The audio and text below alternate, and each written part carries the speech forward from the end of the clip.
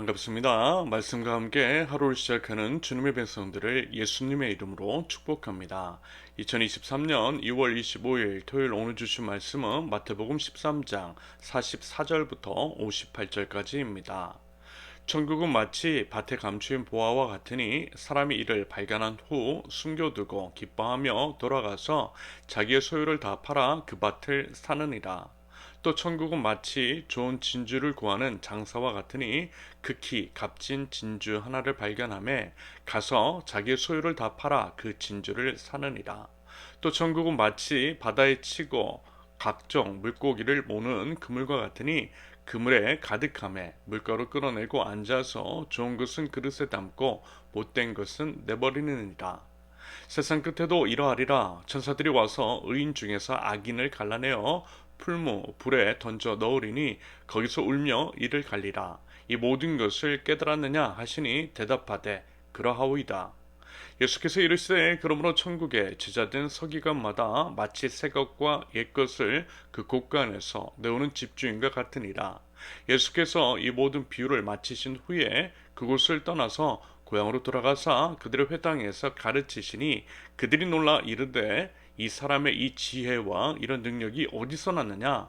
이는 그 목수의 아들이 아니냐? 그 어머니는 마리아, 그 형제들은 야고보, 요셉, 시몬, 유다라 하지 않느냐? 그 누이들은 다 우리와 함께 있지 아니하냐? 그런즉 이 사람의 이 모든 것이 어디서 났느냐 하고 예수를 배척한지라. 예수께서 그들에게 말씀하시되 선지자가 자기 고향과 자기 집 외에는 존경을 받지 않음이 없느니라 하시고 그들이 믿지 않음으로 말미암아 거기서 많은 능력을 행하지 아니하시니라. 아멘. 오늘은요 51절부터 58절까지 말씀을 통해서 두 가지로 말씀을 나눠보겠습니다. 첫째, 성경에 대한 조언 52절입니다.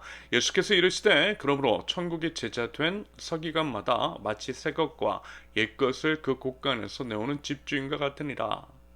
이 말씀에서요 천국의 제자 된 서기관은 하나님을 믿는 백성 예수 그리스도를 자신의 구주로 모신 사람을 가리키는 것이겠죠.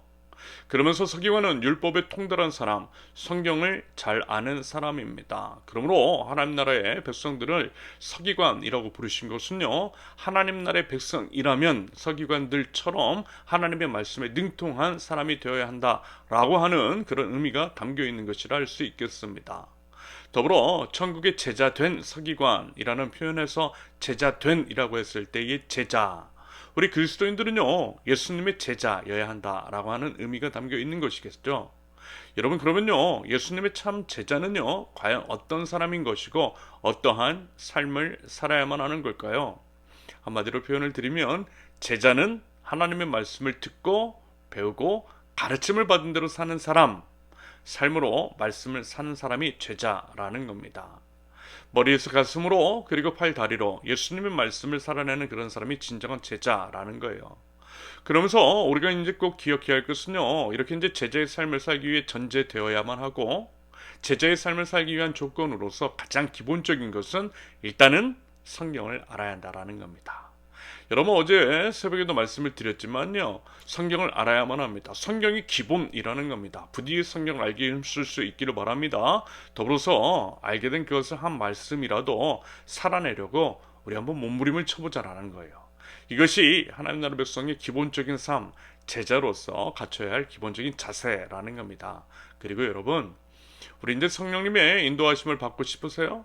역시 이것도 성경으로부터 비롯됩니다. 성경을 풍성하게 읽고요. 성경에 젖어 있을 때 경험하게 되는 하나님의 역사입니다. 성령 충만이라는 말이 있잖아요. 성령 충만은 다른 말로 표현하면 성경 충만입니다. 성경 충만. 여러분, 말씀을 한번 풍성하게 읽어보세요. 말씀을 풍성하게 읽으면요, 어떤 선택과 판단의 순간에 예전에 읽었던 말씀에서 제시된 상황과 환경과 인물들, 그리고 이제 사건들을 통해서 보여주셨던 하나님의 뜻이 떠오르더라는 겁니다. 말하자면 그 뜻을 따라서 행하는 것, 이것이 바로 하나님의 인도하심을 받는 방법이고요, 성령을 좇아 사는 삶이라 할 수 있겠습니다. 성령의 인도하심을 받는다라고 하는 것, 바로 이런 거예요. 여러분, 부디 다시 한번 힘써 강조하는데요, 그리스도의 제자, 하나님 나라를 세워나가는 하나님 나라 백성으로서 하나님의 말씀을 기꺼이 가까이 하실 수 있기를 바랍니다. 둘째, 관계에 대한 조언. 보시다시피 예수님은 고향 갈릴리에서 배척을 당하셨어요. 고향 사람들이 예수님을 인정하지 않았습니다. 여러분 보통 그렇지 않습니까? 함께 자랐던 친구, 동생, 형, 오빠 어려서부터 볼 것 다 보고 또 안 볼 거 못 볼 거 다 보고 다 자란 사람들이 나중에 이제 교회 목사로 담임 목사나 자기를 목양하는 그런 목회자로 오면 서로 인정하지 않는 것들이 있더라는 겁니다. 옛날에 이제 그 기억이 떠올라서 그런 걸 거예요. 물론 정말 이제 성숙한 그리스도인은 그렇지 않죠. 설령 이제 친한 오빠, 정말 이제 코 묻은 거 닦아주던 그 어린 동생이 담임 목사라 할지라도, 담임 목사로 온다 할지라도 목사와 성도로서 예의를 갖추고 지킬 것은 또 지키더라는 겁니다.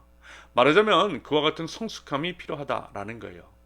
아무튼 고향 사람들에게 달갑지 않은 대우를 당하셨던 예수님, 그랬을 때 여러분 우리 예수님은 과연 어떤 행동을 취하셨죠? 마음 상해하셨어요? 왜 자신을 무시하느냐고 화내셨어요? 내가 누군데 하면서 분노하셨습니까? 아니면 그들이 인정해주지 않는 것에 대해서 고민하시고 괴로워하시고 잠 못 이루셨느냐라는 겁니다. 아니죠. 그냥 그러려니 하고 떠나셨어요. 58절의 표현처럼 그곳에서는 굳이 능력을 베풀지 않으셨다라는 겁니다. 여러분, 하나님의 역사, 하나님의 능력이라는 것은요, 우리가 믿을 때에 일어나는 법입니다. 우리가 믿지 않고 거부하면요, 예수님은요, 미련 없이 떠나가세요.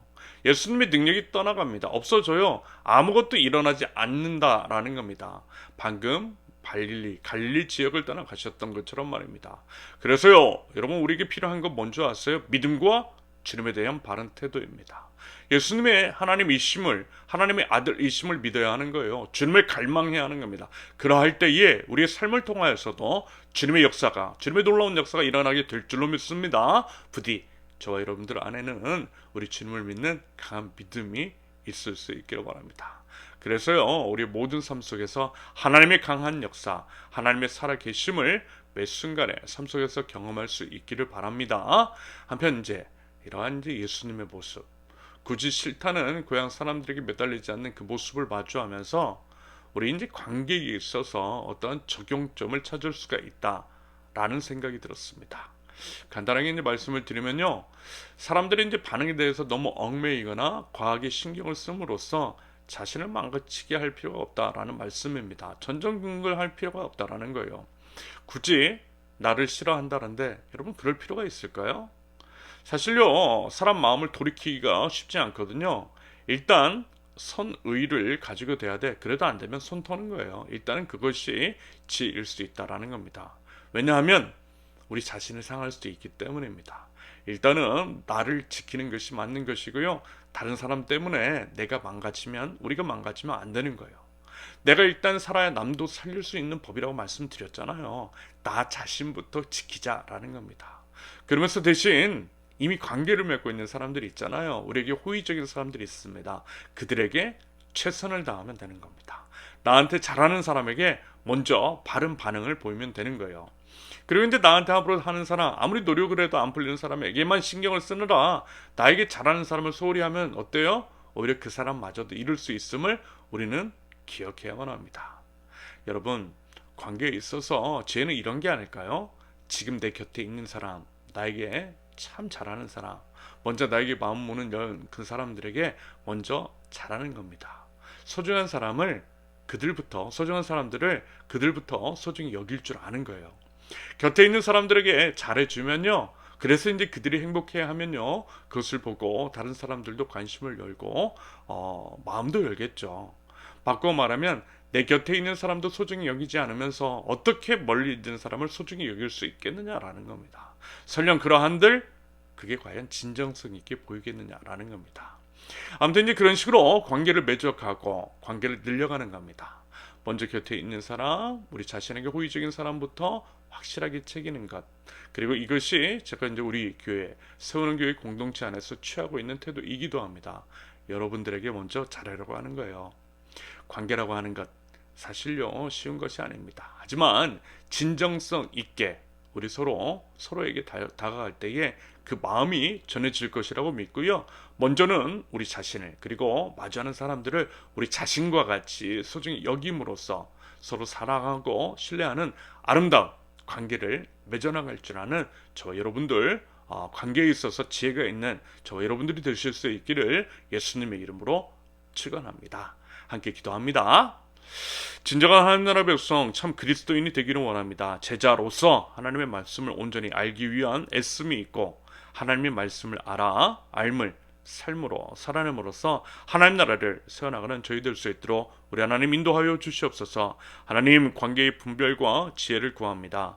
관계에 있어서도 먼저는 하나님을 구할 줄 알게 하시고, 하나님과의 친밀함을 먼저 더해갈 줄 알게 하시며, 가까이 있고 소중한 사람들을 먼저 소중히 여길 줄 아는 바른 마음의 자세와 삶의 태도, 남에게 대접을 받고 싶은 대로 대접할 줄 아는 마땅한 삶의 행실에 있는 주님의 백성들 저희 될 수 있도록 우리 하나님 인도하여 주시옵소서. 예수 그리스도의 이름으로 기도합니다. 아멘. 하나님께서 오늘 주신 말씀과 가지고 나오신 기도 제목을 놓고 우리 잠시 기도합니다.